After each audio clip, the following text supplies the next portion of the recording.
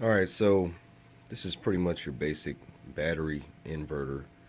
Um, there's a lot of these on YouTube, how to DIY them, which essentially different flavors of just getting a small-ish inverter, which this one right here was pretty damn small, but it was advertised at 150 watts, which it isn't quite capable of. But you just get one of those and you run it from a battery pack. So that way you basically have a power bank that you can plug 120 volt AC items into. So basically that's what this is, but the way I went about it was a little bit different. I figured if I'm going to have a battery box for AC things, then I might as well put a variable DC buck driver in there also. So there's a lot of factors there that you have to think about when you're going to do that. But essentially, what I decided to do was I didn't want to make a 12 volt supply to run this inverter directly, because then for a variable DC to make it as useful as possible, I would have to get a buck boost driver, which would not only be a little more expensive than, say, one of these plain old buck drivers. um, it would there would be more current draw from a 12 volt source, and I didn't want to use really expensive batteries. I wanted to use lithium cells like these right here, which I actually got a pack of maybe 12, I believe, for pretty cheap. I got 12 of them for like $15. um, which these, by the way, after testing them, being a little skeptical, these actually perform a lot better than some of the 2 amp hour cells that I've got from laptop pulls and things like that. So I think these right here are actually legit with the protection circuit and 3,000 milliamp hours. But obviously these are going to be low discharge. These are not meant for very high current. So my solution there was, as problematic as that could possibly be, I'm just going to put a bunch of those in series. So essentially I've got a 29 volt battery pack in here, which consists of 7 of these in series, which at a full charge is going to sit at about 29.4 volts. So this is just about fully charged. So basically the gist there is I've got this 29 volt supply, which is then bumped down to about between 13 and 14 volts through a buck driver switch mode supply, and it takes that 12-13 volts to run the inverter. So I have to have one of these in here to run the inverter, and I have another one in here to run the variable DC. So basically all it is I've got 2 buck drivers and 29 volt battery and a additional inverter. And to do that safely, I've just got the battery pack has a quick disconnect on it, and I've got, through one switch and a fuse, I'm running the DC supply, and then through another switch and a fuse on the back, I've got the inverter. So I'm double fuse protected. All of my cells have built-in short circuit protection, and due to a nearly 30 volt supply, my amp draw is going to be pretty minimal when it comes to running any loads. So just to show you real quick, for example, I've got kind of a weird LED load I strung together. So cut the supply on, which, by the way, I've just got 2 these little voltmeters in line, with one showing the battery through a little switch, and then that's showing the output voltage on the DC supply, which when you get these, obviously they're going to have these little trimmers on them like so, which you have to adjust with screwdrivers. Pretty annoying. Most of these I found have got a 50K trimmer pot on there. So if you just replace that with a larger 50K potentiometer, then with some lead, throw some leads on there, then you can use a legit knob. But as you can see, I'm able to vary the voltage and drive just different loads. But take that load off, you can see I'm able to put out what surprisingly is, obviously there's the small variations between these two different DC meters right here, but it's showing me 0.1 over my supply, but let's just say that's not accurate. But I'm able to put out roughly what my supply is. So anything between a 1 to 30 volt range DC I can run off this guy. And as of now, it'll put out about 1.5 volts, but that's not enough to illuminate this little voltmeter. That comes on at about 2.5 volts. But yeah, that's pretty nifty. Didn't feel the need to put an ammeter in line. Right here is where my little output guys are. Just kind of got two little terminals here. So boom, just kind of a nifty little supply there. So if I wanted to run a DC fan, or I've got a few little things here, like for example, got a little armored cable cutter here for the blade from one of those little roto zip. I just kind of hot glued on this motor here, so I can put the leads on this motor, cut it up to about 8 volts, and spin that around real fast for sort of a little bootleg Dremel. Likewise, I can run any number of other loads when necessary. Another example, I had to recharge my car battery with this the other day. Car battery was completely dead, so it took a while, but I was able to just kick the DC output on, bring it up to about 12 volts or so, and slowly kick it up over time to not overwork the batteries, but slowly charge my car battery that way. Okay, so here's another thing that I found it was pretty useful for. Right here, this plug right here is actually to the overhead lighting in this room, which right now is basically some LED strips. And I get all kinds of lighting from my job that I can reuse for things, and this is kind of something that I've just left up here for a while after just seeing what it would look like.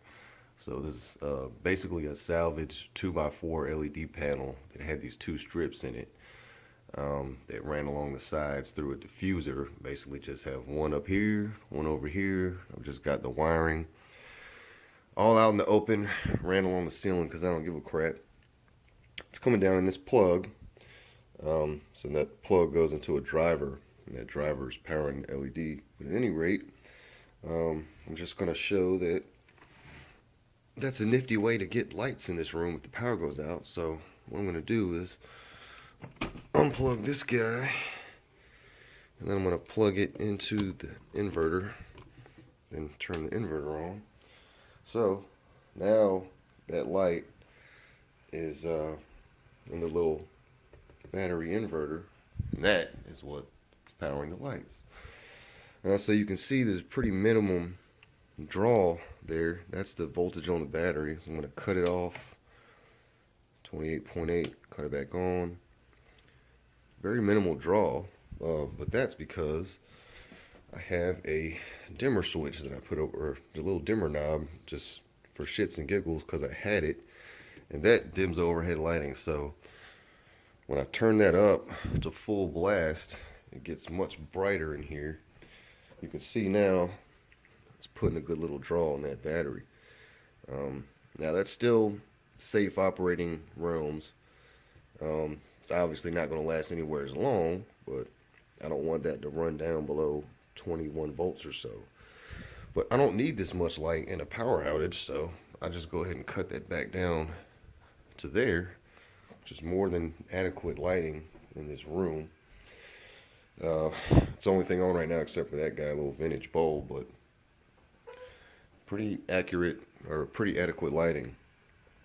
But as you can see, for very little draw, I mean that'll last a good number of hours off those batteries. So that is pretty cool. Here's a 50-watt LED floodlight that I've just got the lines jammed in the inverter here. Cut that on, and that is super bright. Once again, pretty good draw on there. That is pretty damn bright. Hard to tell, but yeah, runs that.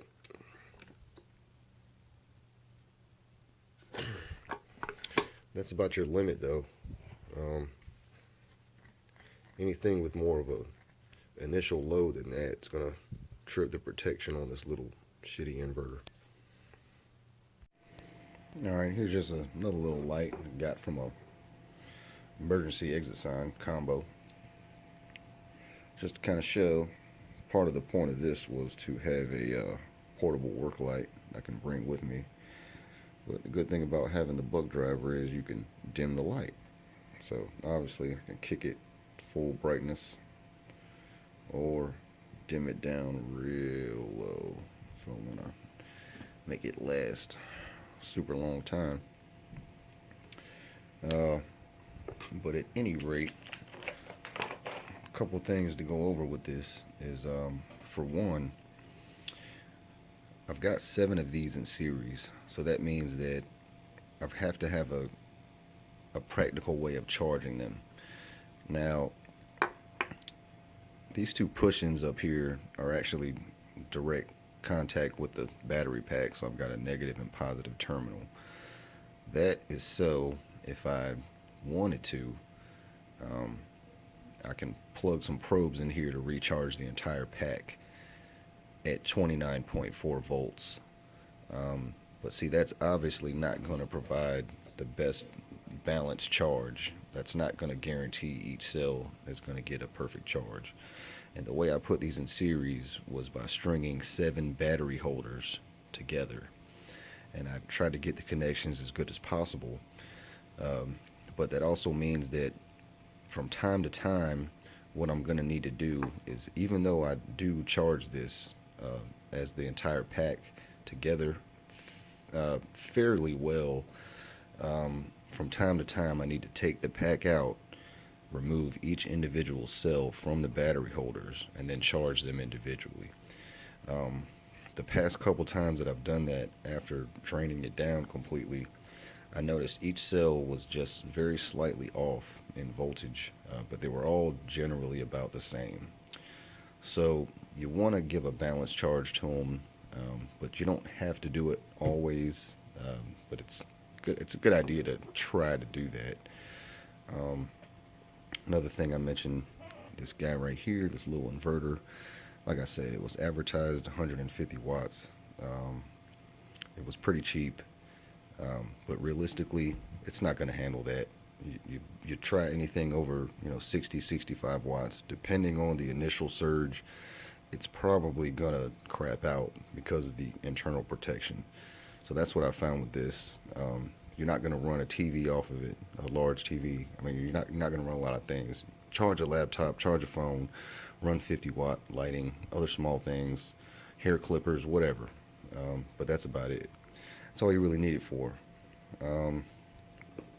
Let's see what else. Okay, also, while I do have one of these relatively cheap buck drivers that's running the inverter, which you can get for $2 to $3 off eBay, which I have just set, it is just a variable voltage, not like this one, which is variable current also, but it's generally the same circuit.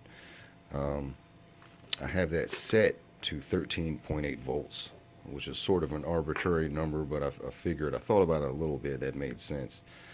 Drive the inverter at the highest voltage I can, minimum current from the batteries. Everything should be hopefully a little more efficient that way. But when it comes to the DC output, I want to be able to push up to 5 amps or more on the output. And these little guys are not going to be able to do that unless you have a fan on it, because as you can see, the heatsink is very small. So for the DC buck driver, I actually have a different one, which is a lot more substantial than this. It was about $10, and the heatsink is pretty huge, but it's pretty much the same circuit. But I believe what it actually did was just, it's got two larger heat sinks, and it's got two of these chips in parallel, both driving it. So that actually works substantially without needing a fan, and can crank pretty good loads. So this is roughly a close equivalent of what I have over there, 30 volt 5 amp supply. This is just not going to be able to kick out 5 amps at 30 volts, which is really not that necessary. But that's the basic gist. Like I said, you want to make sure you have fuses on there. But overall, I found that was a better way to do it, instead of using a large 12 volt cell, or smaller 12 volt lead acids, or even two 24 or two 12 volt lead acids to make 24 volts, because then you're just dealing with a lot more weight. This guy right here is very portable. Works out great that way. And now another thing is, because each of these cells should not go below about 3 volts, for just to be safe, you don't want this cell right here to drop below 21 volts. If it's at a resting 21 volts, you do not want to run it any more than that, because that's going to mean that likely these cells are going to drop below 3 volts. So there's really no way that I have an automatic cutoff for that in here. It's simple as it is. I just have to kind of monitor it, but that's what that's for. So once it gets down to about 21, 22 volts, that's when it needs to be recharged.